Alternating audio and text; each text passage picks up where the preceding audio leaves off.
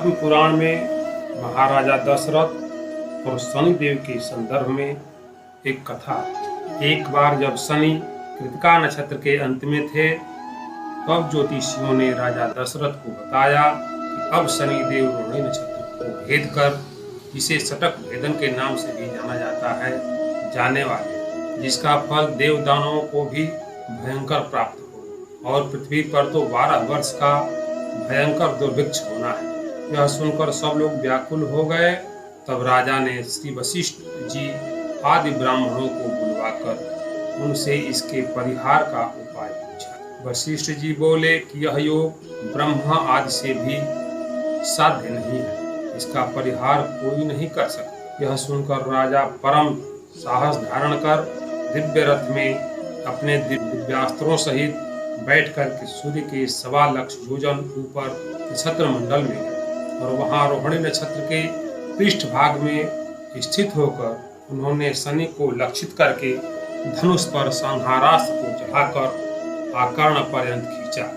शनि यह देखकर डर तो गए और हंसते हुए बोले कि हे राजन, तुम्हारा पौरुष, उद्योग और तप सराहनीय है। मैं जिसकी तरफ देखता हूँ वह देव या दैत्य कोई भी हो, भस्म हो जाए, पर मैं तुम्हारे तप और उद्योग से प्रसन्न हूँ। तुम्हारी जो इच्छा हो वही वरदान। राजा ने कहा कि जब तक पृथ्वी, चंद्र, सूर्य आदि हैं, तब तक आप कभी रोहिणी का भेदन न करें। शनि ने एवं मस्त कहा। तदंतर शनि ने कहा, हम बहुत प्रसन्न हैं, तुम और वर मांगो। तब राजा ने कहा कि मैं यही मांगता हूँ कि शतक भेद कभी न कीजिए और 12 वर्ष दुर्भिक्ष कभी कहीं न हो। शनि ने यह वर भी दे दिया।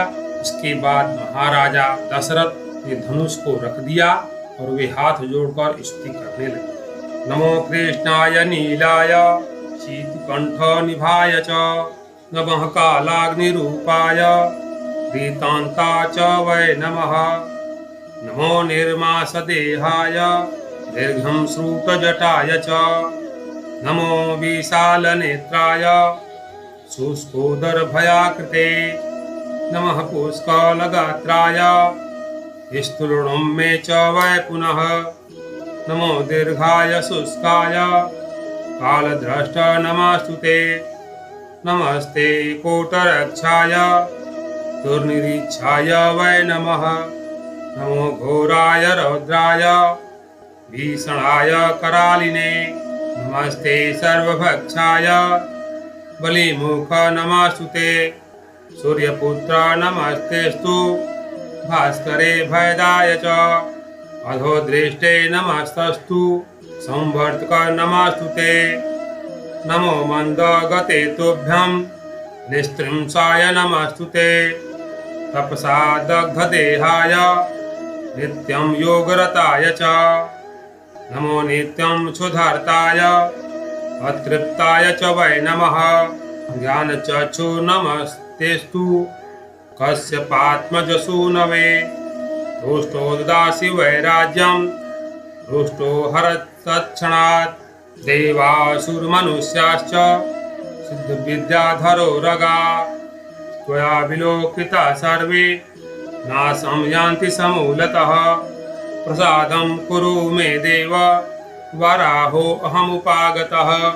स्तोत्र सुनकर शनिदेव प्रसन्न हुए और पुनः वर मांगने को कहा। राजा ने मांगा कि आप किसी को पीड़ा न पहुंचाएं।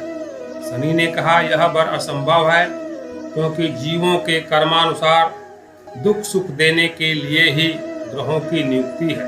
अतः हम तुमको यह वर देते हैं कि जो तुम्हारी इस स्थिति को पढ़ेगा वह पीड़ा से मुक्त हो जाए। हे राजन, किसी भी प्राणी के मृत्यु स्थान, जन्म स्थान या चतुर्थ स्थान में मैं रहूं तो उसे मृत्यु का कष्ट दे सकता हूं, किंतु जो श्रद्धा भाव से युक्त, पवित्र और एकाग्रचित हो, मेरी लोहमयी सुंदर प्रतिमा का समी पत्रों से पूजन करके तिल मिश्रित उड़द, भात, लोहा, काली गौ या काला वृषभ ब्राह्मण को दान करता है और पूजन के पश्चात हाथ जोड़कर मेरे इस स्तोत्र का जप करता है, उसे मैं कभी भी पीड़ा नहीं दूंगा।